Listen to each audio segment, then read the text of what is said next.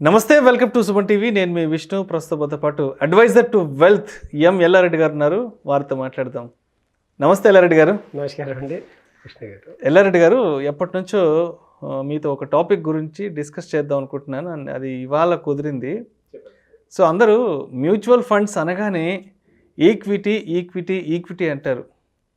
But ప్రాక్టికల్గా వచ్చేటప్పటికి ఈక్విటీలో ఎవరు ఇన్వెస్ట్ చేయరు. సో ఈక్విటీ అనేది మాటల పరంగానే ఉంటుంది, కానీ ప్రాక్టికల్ ఎగ్జిక్యూషన్లో ఈక్విటీలో ఇన్వెస్ట్ చేయరు. సో ఎందుకంటారు? మరి దీనికి మీ అనుభవపూర్వకంగా మీరేం చెప్తారు? ఓకే అండి, actually over the period of last 20 years 30 years నుంచి చూసుకుంటే అప్పుడు చాలామందికి మ్యూచువల్ ఫండ్ సంగతి తెలియదు. మ్యూచువల్ ఫండ్ అనేది ఒకటి ఉందని ఎవరికీ తెలియదు. ఆ రోజుల్లో రెవెన్యూస్ చూసుకుంటే రియల్ ఎస్టేట్ కానీ, లేకపోతే ఎల్ఐసి కానీ, లేకపోతే పోస్ట్ ఆఫీస్ కానీ, లేకపోతే బ్యాంక్ ఎఫ్డీస్, అవి కూడా ఏంటంటే 10+ ఇచ్చేవి. కాబట్టి ఆ రోజుల్లో ఇది కొంచెం అప్ అండ్ డౌన్స్ ఎక్కువ ఉంటాయి కదా అని ఎవరు దీని దగ్గరికి వచ్చేవారు కాదు.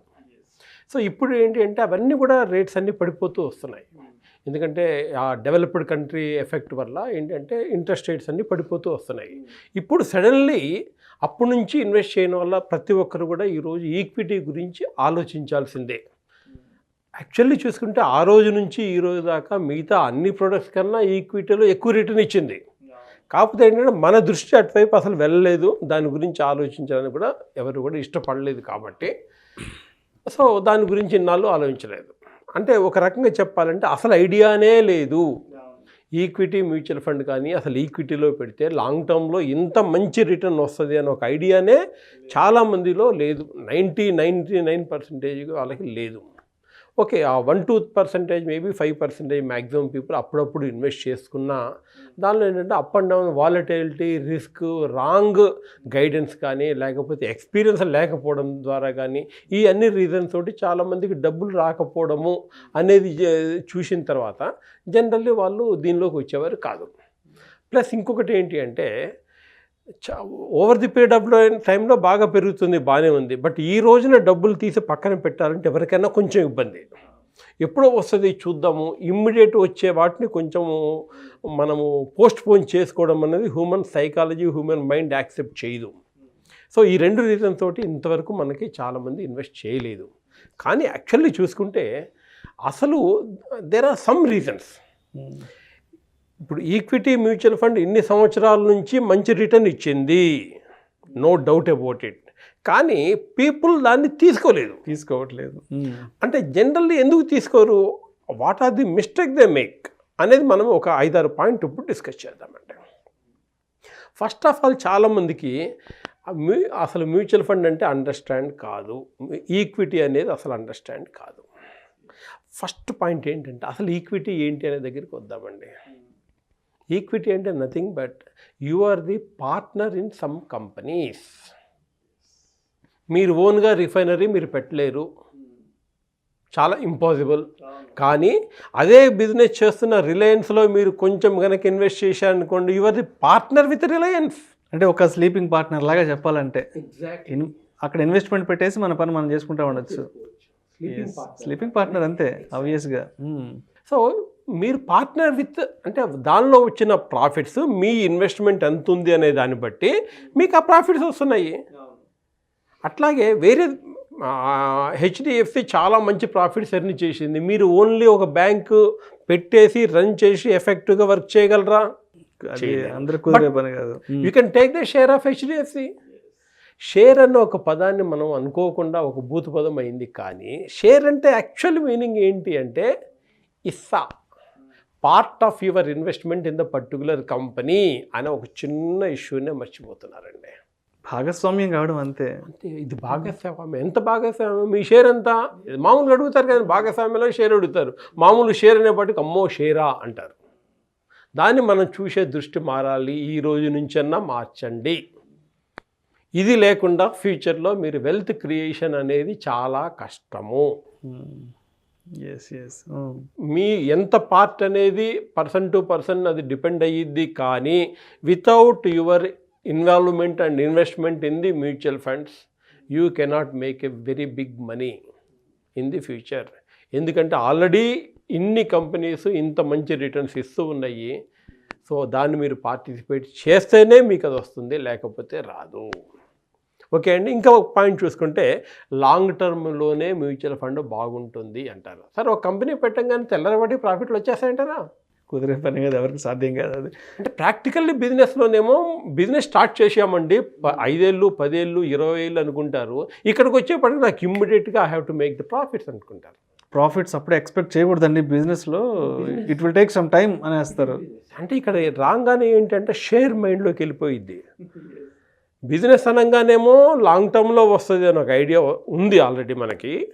ఇక్కడికి వచ్చేపాటికేమో తెల్లారేపాటికి మనం అక్కడ ప్రాఫిట్లు తీసుకోవాలి, ఇమ్మీడియట్గా బయటికి వెళ్ళిపోవాలన్న ఫీలింగ్ అనేది, ఆ షేర్ అనేది మనకి ఇన్నాళ్ళ నుంచి మనకు వచ్చిన ఐడియా కాబట్టి దీన్ని కూడా అలాగే తీసుకుంటారు. బట్ లాంగ్ టర్మ్లో ఇది ఇచ్చే రిటర్న్ ఎంత అనేది చాలామందికి అండర్స్టాండ్ లేకపోవడం ద్వారా, సో చాలామంది అంటే ఇక్కడ లాంగ్ టర్మ్ అనేది కొంతమంది అడుగుతారు సార్ నన్ను, లాంగ్ టర్మ్ అంటే ఎన్ని సంవత్సరాలు అండి అని అడుగుతారు. అంటే ఒక్కొక్క ప్రోడక్ట్కి ఒక్కొక్కటి టర్మ్ అనేది long term, short term. Equity daily trading చేసే వాళ్ళకి 30 minutes ఇది లాంగ్ టైం, కొంతమందికి 1 hour ఇది లాంగ్ టైం, లేదా సాయంత్రం 5 దాకా ఉండడం అనేది కొంతమందికి లాంగ్ టర్మ్ కావచ్చు ఈక్విటీలో, I mean shares trading daily trading చేసే వాళ్ళకి. అదే ఈక్విటీలోనే షేర్స్లోనే స్టాక్స్లో ఇన్వెస్ట్ చేసి తీసుకునే షార్ట్ టర్మ్ ట్రేడర్స్ ఉంటారు, వాళ్ళకి 1 week చాలా పెద్ద టైం కావచ్చు. బట్ మ్యూచువల్ ఫండ్కి వచ్చేపాటికి ఏది లాంగ్ టర్మ్ ఏది షార్ట్ టర్మ్ అనేది డిపెండ్స్ ఆన్ యువర్ గోల్స్. అది మర్చిపోయి సార్ చాలా షార్ట్ టైంలో ఏముంది బాగేది ఉందని చెప్పండి, 1-2 yearsలో రిటర్న్స్ వచ్చేసి. ఇక్కడ కావాల్సింది టిప్స్ అండి. సార్ ఒక కంపెనీలో పెట్టంగానే అది అలా పెరిగిపోవాలి అన్న ఒక టిప్ సార్, ఒక మంచి చెప్పండి సార్.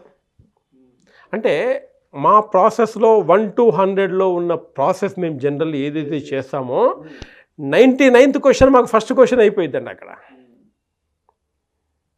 90sలో అడగాల్సిన క్వశ్చన్ అంటే 90, 91, 92లో అడగాల్సిన క్వశ్చన్ మాకు 1, 2, 3లో ఫస్ట్ దాంతో స్టార్ట్ చేస్తారు. టిప్ కావాలి సార్, మంచి ఫండ్ ఉంటే చెప్పండి సార్. అరే దేనికి, ఎందుకు, నువ్వేంటి, నువ్వు ఏజ్ ఎంత, నువ్వేం చేస్తున్నావు, పర్పస్, నథింగ్ డూయింగ్. సార్ ఒక మంచి చెప్పండి సార్, నవ్వు వస్తుంది. అంటే చిన్నపిల్లలు అడుగుతారు ఒక్కొక్కసారి, వెరీ సిల్లీ క్వశ్చన్స్ అడుగుతారు. మనకు అదే భలే ఆశ్చర్యం వేస్తే ఒక్కొక్కసారి నవ్వు వస్తుంది. చిన్నపిల్లలు కాబట్టి నవ్వు వస్తుంది, ఎందుకంటే వాళ్ళకి తెలియదు, వాళ్ళు సింపుల్గా అడిగేస్తారు కదా, మనం నవ్వు వచ్చేస్తుంది. ఇక్కడ కూడా నాకు కూడా అప్పుడప్పుడు నవ్వు వస్తుంది. ఏమీ తెలియని వాళ్ళు వచ్చేస్తారు, ఒక టిప్ చెప్పేసేయండి సార్, ఒక మంచి ఫండ్ చెప్పేసేయండి సార్. సింగిల్ నైట్లో స్టార్ అయిపోవాలి. ఒక రకంగా బాధ కూడా వేస్తుంది, అవగాహన లేదు కాబట్టి. ఎక్కడో ఏదో 1-2 పాయింట్ చూసుకొని అలాగే స్టార్ట్ అయిపోదాం, ఏదో చేసేద్దాం, ఏదో వచ్చేస్తుంది అన్న రాంగ్ ఇంప్రెషన్లో ఉంటారు. కాబట్టి జనరల్లీ మనీ మేకింగ్ అనేది కొంచెం కష్టం. ప్లస్ ఇంకా మేజర్ మాకు వచ్చే ఆన్సర్ ఏంటి, క్వశ్చన్స్ ఏంటి అంటే, సార్ మ్యూచువల్ ఫండ్ రిస్క్ కదండి. అవునండి, రిస్క్ కాదు, వాలటిలిటీ ఎక్కువ, తగ్గడము పెరగడము అనేది డెఫినెట్గా ఉంటుంది. సార్ రోడ్డు మీద దేశం మొత్తం మీద ఒక సంవత్సరంలో 150,000 మంది రోడ్డు యాక్సిడెంట్లో చనిపోతారు. సో రోడ్డు మీదకి వెళ్ళడం రిస్కీ కదండి. అట్లని బండ్లు వేసుకోకుండా తిరుగుతున్నావా, లేదు కదా కదండి. సో ఇక్కడ కూడా అంతే, రిస్క్ ఉన్నాయి, కానీ దానికి తగ్గట్టుగా మనం జాగ్రత్తలు తీసుకోవాల్సిందే. ఆ ఏమేం జాగ్రత్తలు తీసుకోవాలి అవన్నీ కూడా మనం ఆల్రెడీ సెట్ ఆఫ్ రూల్స్ ఉంటాయి. ఆ జాగ్రత్తలు తీసుకుంటే మనకు డెఫినెట్గా మనకు will make the money out of it. ఆ జాగ్రత్తలు అంటే రిస్క్లో మేము చదివేటప్పుడు మాకు వచ్చేయండి, there are 22 types of risks అని మేము చదివాము. అంటే ఎఫ్డీలో ఏమేమి రిస్క్స్ ఉంటాయి, కంపెనీలో ఇన్వెస్ట్ చేయడం ద్వారా ఏ రిస్క్లు ఉంటాయి, ఇలాంటి ప్రతి ఒక్క దానికి రిస్క్ ఉంటుంది. ఇక్కడ మెయిన్ రిస్క్ ఏంటంటే not investing in the mutual funds, equity mutual fund ఇది బిగ్ రిస్క్ అండి. మళ్ళీ ఒకసారి చెబుతున్నానండి, not investing in the equity mutual fund ఇది వెరీ రిస్క్. నాట్ ఇన్వెస్టింగ్ ఎందుకు అంటే, సరే ఇన్ఫ్లేషన్ని బీట్ చేయని ప్రొడక్ట్లో పెట్టేసి నా డబ్బులు పెరగట్లేదని మీనింగ్ ఏంటి సార్ ఇక్కడ? అదే పెద్ద రిస్క్ కదండి. By not investing there is a very big risk. అదొకటి మీరు ఆలోచించట్లా. ఓకేనండి. ఇక వేరే చూసుకుంటే పేషెన్స్ ఉంటుందండి. తెల్లారేపాటికి కావాలి, సంవత్సరంలో కావాలి, ఎంత పెరిగిపోవాలండి, పేషెన్స్ కావాలి. ఆ పేషెన్స్ అనేది చాలామంది దాని గురించి ఆలోచించరు. ఇక్కడ కాంపౌండింగ్ ఎఫెక్ట్లో మనకి ఇంతకుముందు మనం అనుకున్నట్టుగా ఒకసారి wealth creation a very boring topic, boring subject. ఓపిక పడితే అప్పుడు కానీ మనకి రాదు. సో ఇక్కడ కూడా అంతే అండి, ఓపిక పట్టాల్సిందే మెయిన్లీ. అండ్ ఇంకొకటి పవర్ ఆఫ్ కాంపౌండింగ్ గురించి కూడా ఎన్నిసార్లు చెప్పినా ఇంకా అర్థం కాదు. సో ఇవన్నీ కూడా పాయింట్స్ కొన్ని ఉన్నాయండి. ఈ పాయింట్స్ అన్నిటినీ కరెక్ట్గా మనం చేసుకుంటేనే మనము మ్యూచువల్ ఫండ్లో వెల్త్ క్రియేషన్ అంటే 1 లక్ష పెట్టి ఒక 2-3 ఏళ్ళకి అయ్యేపాటికి 2 లక్షలు, it's not the wealth creation. So కంటిన్యూస్గా 1 లక్ష పెట్టి ఓవర్ ది పీరియడ్ ఆఫ్ టైంలో 1 కోటి రూపాయలు అయిందా, అది వెల్త్ క్రియేషన్ అనుకుంటాం కదండి. 1-2 లక్షలు వెల్త్ క్రియేషన్ కాదు. సో అలా కాకుండా మనకి వెల్త్ క్రియేషన్ కోసం దీన్ని ఉపయోగించుకోవాలి. మన గోల్స్, లైఫ్లో కావాల్సిన ఫైనాన్షియల్ గోల్స్ మనం కరెక్ట్గా రీచ్ కావాలి అంటే ఏమేమి చెయ్యాలి అనేది కరెక్ట్గా తెలుసుకోవడం మనకి చాలా చేయాల్సిన పని.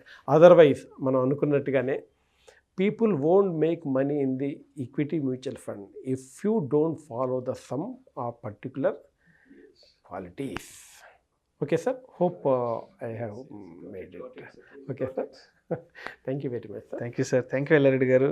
ఈక్విటీలో ఎందుకు ఇన్వెస్ట్ చేయలేకపోతున్నారు అనే అంశం గురించి మీ అద్భుతమైన విశ్లేషణ ద్వారా ప్రేక్షకులకు చాలా చక్కగా వివరించారు. Thank you so much sir. Thank you sir. నమస్కారం.